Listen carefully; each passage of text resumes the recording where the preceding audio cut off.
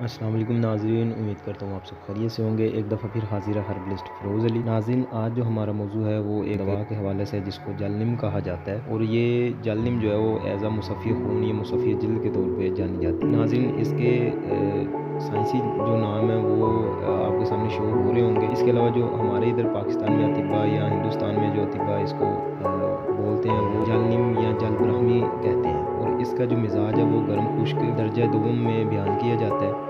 मतलब कि गर्म खुश्क मिजाज का जो दूसरा दर्जा है उसमें इसको माना जाता है। इसके अलावा नाज़रीन, इसकी जो पैदाइश होती है वो जालिम की जो है वो नदी नालों के किनारे ख़ुसूसी तौर पे मौसम गर्मा या जो बरसात के दिन होते हैं उन दिनों में ये ज़्यादा मिलती है। और इसका जो पौधा है वो बिल्कुल लूनिया जो साग होता है उसकी यानी कि छोटी सी किस्म होती है खुरफा, उसकी हम शक्ल होती है, और इसको बिल्कुल छोटे छोटे पंखुड़ियों वाले जो सफ़ेद फूल लगते हैं, और तकरीबन वो इसी मौसम यानी मौसम गर्मा में ही मौसम बरसात के दिनों में लगते हैं। बाकी इसके पत्तों का जायका जो बिल्कुल नीम के पत्तों की तरह बिल्कुल करवा और कसीला सा होता है, और मिकदार खुराक नाज़रीन इसकी आधे ग्राम से 1 ग्राम तक मानी जाती है। और जायके का भी जिस तरह मैंने अर्ज़ किया कि पहले के नीम के पत्तों की तरह बिल्कुल करवा होता है, और यानी कि जायका तल्ख़ व तेज़ होता है, और अपने ये अफ़ाल व असरात के हवाले से ये मुसफ़्फ़ी खून मानी जाती है, यानी मुसफ़्फ़ी जिल्द के तौर पे इसको मुफीद समझा जाता है, और ख़ारिश खुश्क हो या तार दोनों के लिए मुफीद मानी जाती है। इसके अलावा इस जड़ी में एक ये ख़ुसूसियत है कि चाहे मवाद सुदावी हों या बलगमी हों, दोनों को ये पखानों के रास्ते यानी दस्तों के रास्ते ख़ारिज करती है।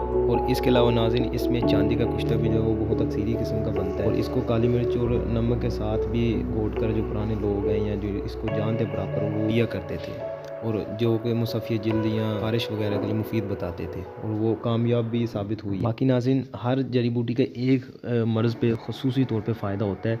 इसी तरह जालिम का जो ख़ुसूसी तौर पे मुजर्रब और बेहतरीन फ़ायदा होता है वो दफ़र यानी छपाकी वाली जो एलर्जी होती है वहाँ पे इसका बहुत कमाल का रिज़ल्ट, और वहाँ पे इसकी तरकीब यही है कि जालिम और काली मिर्च को कूट लिया जाता है, या बिल्कुल एक दरफड़ सा कर लिया जाता है और पानी में मिला के घोटा सा बना के, तो ये मरीज़ को इससे दफ़र और एलर्जी का फ़ौरी तौर पे 1 से 2 घंटे के अंदर अंदर फ़ायदा हो जाता है।